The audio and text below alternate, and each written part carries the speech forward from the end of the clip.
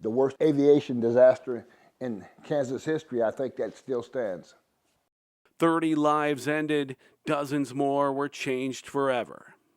Everything is being done that can be done. General Wade and his staff is making financing available for the families that need emergency, that are under emergency circumstances, and homes are being found to locate those that need to be displaced for a temporary period.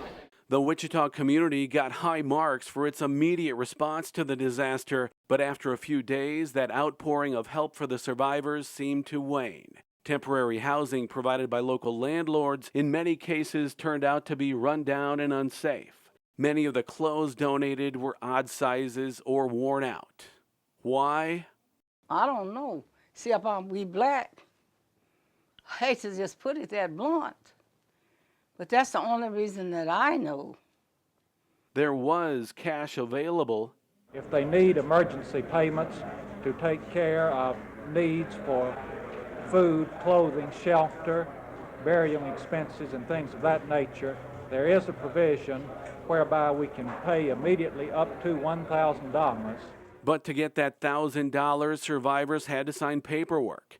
Many were warned by their attorneys not to sign anything for fear they would be waiving their rights to future claims against the government. Captain Martin, what must people do to make a claim to the Air Force as a result of yesterday's air crash?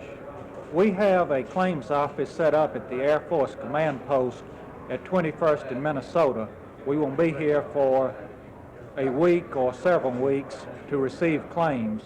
For loss of life and property, survivors could seek damages under the Military Claims Act or file lawsuits against the Air Force and Boeing.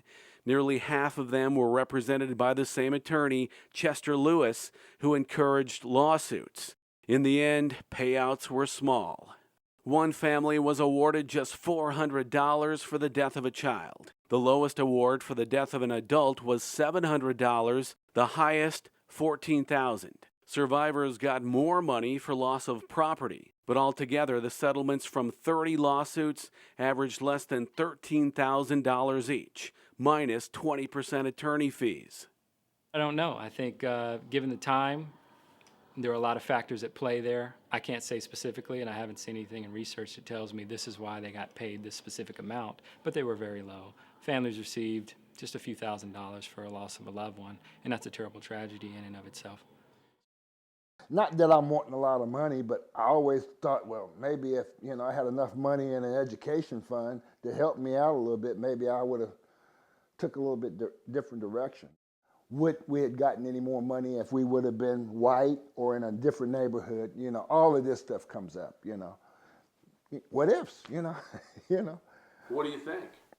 You don't know.